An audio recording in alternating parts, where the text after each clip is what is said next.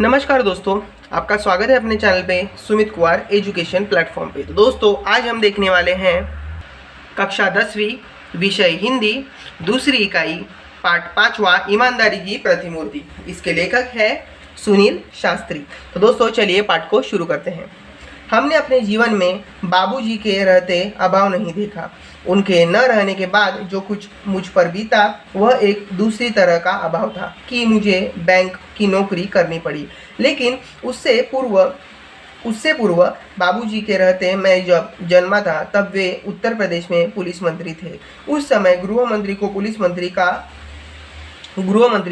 मंत्री कहा जाता था। इसलिए मैं हमेशा कल्पना किया करता था कि हमारे पास ये छोटी गाड़ी नहीं, बड़ी आलीशान गाड़ी होनी चाहिए। बाबूजी प्रधानमंत्री हुए तो वहाँ जो गाड़ी थी वह थी इम्पाला शेवरलेट। उसे देख देख बड़ा जी करता कि मौका मिले और उसे चलाऊं। प्रधानमंत्री का लड़का था, कोई मामूली बात नहीं थी। सोचते विचारते कल्पना की, उड़ान भरते एक दिन मौका मिल गया। धीरे धीरे हिम्मत भी खुल गई थी। ऑर्डर देने की हमने बाबूजी के निजी सचिव से कहा, मतलब पीए भी बोल सकते हैं उसको, पर्सनल, जो हर एक मंत्री के पास होता है। हम लोग देखते ही होंगे मूवीज़ में या फिल्मों में, आपने देखा ही होगा। साहब, ज़रा ड्राइवर से कहिए इम्पाला लेकर रेजिडेंस की तरफ आ जाइए। 2 मिनट में गाड़ी आकर दरवाजे पर लग गई। अनिल भैया ने कहा, मैं तो इसे चलाऊंगा नहीं, तुम चलाओ। मैं आगे बढ़ा, ड्राइवर से चाबी मांगी, बोला तुम बैठो, आराम करो, हम लोग वापस आते हैं अभी। गाड़ी ले हम चल पड़े। क्या शान की सवारी थी, याद कर बदन में जुरजुरी आने लगी। और जिसके यहाँ खाना था वहाँ पहुँचा। बातचीत में समय का ध्यान ही नहीं रहा। देर हो गई। याद आया बाबूजी आ गए होंगे। वापस घर आ फाटक से पहले ही गाड़ी रोक दी। उतर कर गेट तक आया। संतरी को हिदायत दी, यह सैल्यूट वैल्यूट नहीं, बस धीरे से गेट खोल दो और वह आवाज़ करे तो उसे बंद मत करो, खुला छोड़ ही दो। बाबूजी का डर, वह खटपट सैल्यूट मारेगा तो आवाज़ होगी और फिर गेट की आवाज़ से बाबूजी को हम लोगों के लौटने का अंदाज हो जाएगा। वे बेकार में पूछताछ करेंगे। अभी बात ताज़ा है, सुबह तक बात में पानी पड़ चुका होगा। संतरी से जैसा कहा गया उसने किया। दबे पैर छिपे किचन के दरवाजे से अंदर घुसा। जाते ही अम्मा मिली। पूछा, बाबूजी आ गए हैं? बाबूजी आ गए? उन्होंने पूछा, बाबूजी आ गए? कुछ पूछा तो नहीं? बोली, हाँ आ गए। पूछा था, मैंने बता दिया। आगे कुछ कहने की हिम्मत नहीं पड़ी। यह जानने सुनने की कि बाबूजी ने क्या कहा। फिर हिदायत दी, सुबह किसी को कमरे में मत भेजिएगा।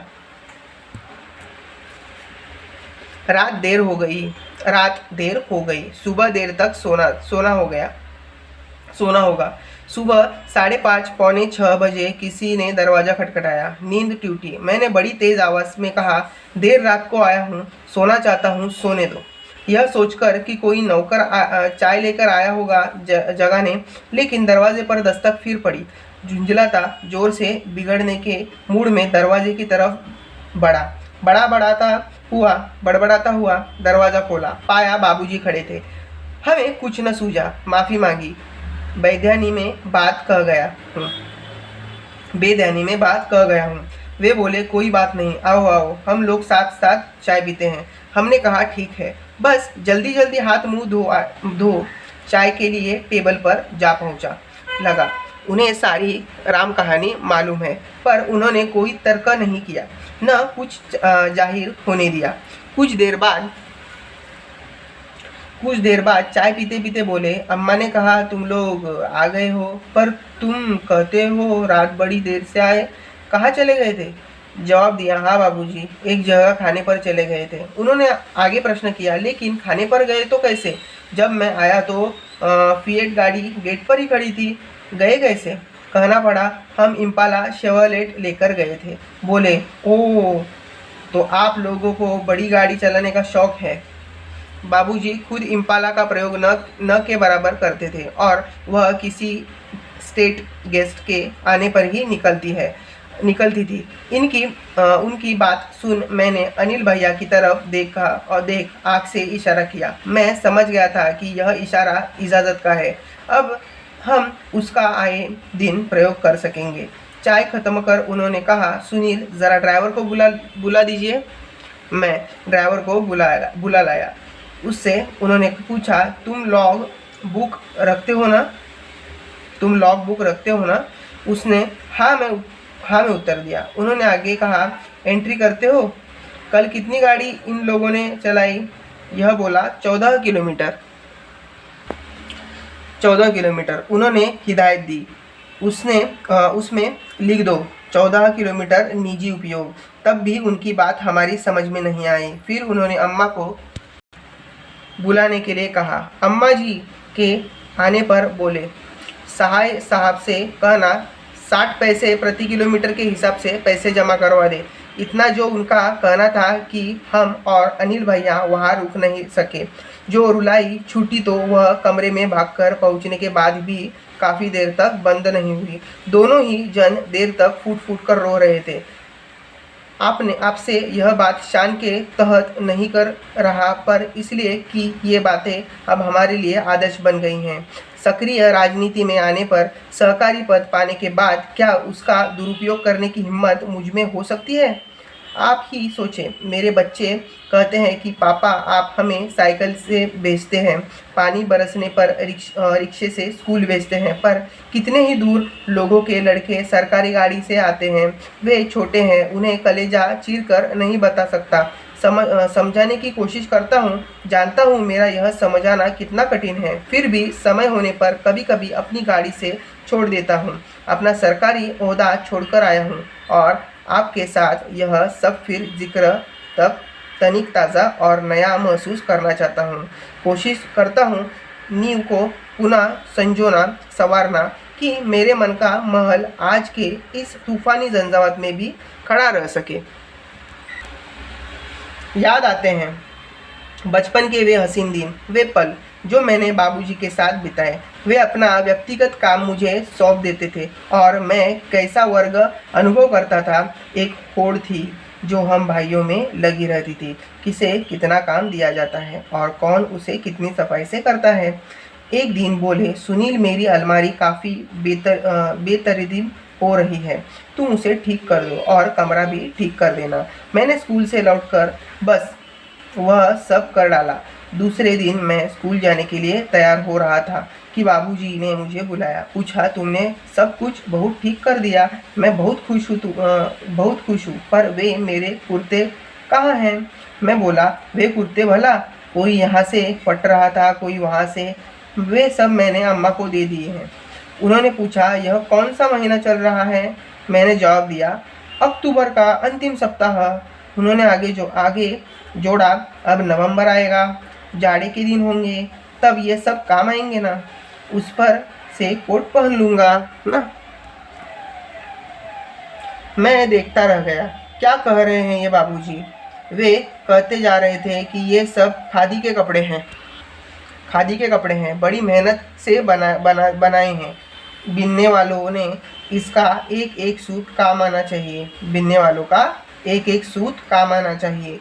यही नहीं, मुझे याद है मैंने बाबूजी के कपड़ों की तरफ ध्यान देना शुरू किया था। क्या पहनते हैं, किस किफ़ायत से रहते हैं, मैंने देखा था। एक बार उन्होंने अम्मा को फटा हुआ कुर्ता देते हुए कहा था, इनके रुमाल बना दो। बाबूजी का एक तरीका था जो अपने आप आकर्षित करता था। वे अगर सीधे से कहते, सुनील तुम्हें खादी से प्यार करना चाहिए, तो शायद वह बात कभी भी मेरे मन में घर नहीं करती। पर बात कहने के साथ साथ उनके अपने व्यक्तित्व का आकर्षण था, जो अपने में सामने वालों को बांध लेता था। वह स्वतः उन पर अपना सब कुछ निछावर करने पर उतारू हो जाता था। अम्मा बताती है, हमारी शादी में चढ़ावे के नाम पर सिर्फ 5 ग्राम सोने के गहने आए थे, लेकिन जब हम विदा होकर रामनगर आए तो वहाँ उन्हें मुँह दिखाई में गहने मिले। सभी नाते रिश्ते वालों ने कुछ न कुछ दिया था। जिन दिनों हम लोग बहादुरगंज के मकान में आए, उन्हीं दिनों तुम्हारे बाबूजी के चाचा जी को कोई घाटा लगा था। किसी तरह से बाकी का रुपया देने की जिम्मेदारी हम पर आ पड़ी। बात क्या थी उसकी ठीक से जानकारी लेने की ज़रूरत हमने नहीं सोची और न ही उसके बारे में कभी कुछ पूछताछ की।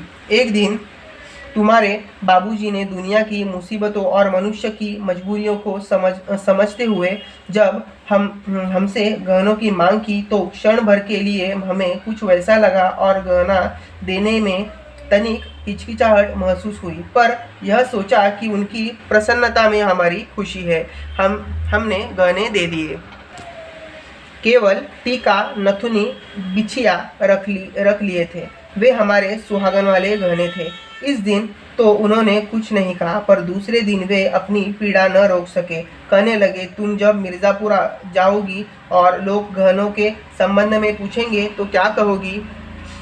हम मुस्कुराई और कहा, उसके लिए आप चिंता न करें, हमने बहाना सोच लिया है।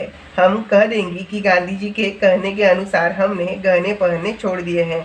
इस पर कोई भी शंका नहीं करेगा। तुम्हारे बाबूजी तनिक देर चुप रहे थे, फिर बोले, तुम्हें यहाँ बहुत तकलीफ है, इसे मैं अच्छी तरह से समझता हूँ। तुम्हारा विवाह बहुत अच्छे सुखी परिवार में हो सकता था, लेकिन अब जैसा है वैसा है। तुम्हें आराम देना तो दूर रहा, तुम्हारे बदन के भी सारे गहने उतरवा लिए मैंने। हम बोली, पर जो असल गहना है वह तो है, हमें बस वही चाहिए। आप उन गहनों की चिंता न करें, समय आ जाने पर फिर बनवा लेंगे। सदा ऐसे ही दिन थोड़े रहेंगे। दुख सुख तो सदा ही लगा रहता है। लाल बहादुर शास्त्री मेरे बाबूजी से। दोस्तों, बहुत सुंदर पाठ था। तो दोस्तों, अब हम देखते हैं शब्द संसार। हिदायत मतलब सूचना, निर्देशन करना। दस्तक मतलब दरवाजे पर ठक-ठक करना अथवा दरवाजे पर आवाज करने की क्रिया। इजाजत वो सबको पता है, आज्ञा, स्वीकृति। और बेतरतीब मतलब अस्त व्यस्त, बिखरा हुआ। किफायत मतलब मितव्य। किफायत मतलब बोल सकते हैं ना कि ये चीज़ बहुत किफ़ायती दाम में है। मतलब बोल सकते हैं कि बहुत जो हम लोग को बोल सकते हैं कि मतलब परवड़ता है, बोल सकते हैं, मतलब हम लोग को जमेगा, ऐसे भी बोल सकते हैं। ऐसी चीज़ उसको बोलते हैं किफ़ायत, मितव्यय। फूट कर रोना मतलब ज़ोर ज़ोर से रोना, और देखते रह जाना मतलब आश्चर्यचकित हो जाना। तो दोस्तों, आपको ये पाठ का वाचन कैसे लगा मुझे ज़रूर कमेंट्स में लिख के बताइए। और ये पाठ का स्वाध्याय हम लोग नेक्स्ट वीडियो में देख लेंगे। और दोस्तों, आप चैनल पे नए हो तो channel like, share and subscribe करना ना भूलिए, और बाजू की बेल आइकॉन भी दबाइए, जिससे आने वाले नए वीडियो आपको फर्स्ट देखने को मिलेंगे। और दोस्तों, वीडियो पूरा देखने के लिए धन्यवाद। मिलते हैं इस पाठ का स्वाध्याय लेके अपने अगले नेक्स्ट वीडियो में। तब तक बाय बाय, ध्यान रखिए।